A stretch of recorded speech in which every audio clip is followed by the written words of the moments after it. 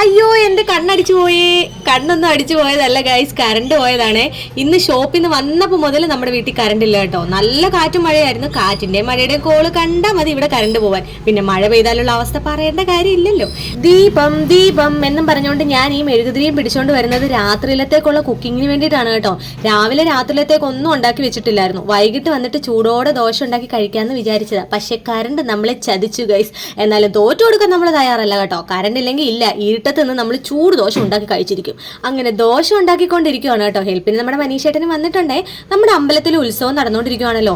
ഇന്ന് തിരുവാതിരകളിയൊക്കെയാണ് കേട്ടോ. അപ്പം ഇത് കഴിച്ചിട്ട് വേണം പരിപാടി കാണാൻ പോകാനായിട്ട്. ധൃതിയിൽ ഉണ്ടായിക്കൊണ്ടിരിക്കുമ്പോൾ നൈനൂട്ടിക്ക് പതിവില്ലാതെ പൂച്ച ദോശ വേണമെന്ന്. പിന്നെ അവിടെ കിടന്നൊരു കവർ കഴുകി അതിലെ കുറച്ച് മാവ് നിറച്ചൊരു പൂച്ച ദോശ ഉണ്ടാക്കി. ഇത് പൂച്ചയാണോ പട്ടിയാണോ എന്ന് എന്നോട് ചോദിച്ചാൽ എനിക്കറിയത്തില്ല. അവസാനം എന്തോ ഒരു കോലത്തിലായിട്ടുണ്ട്.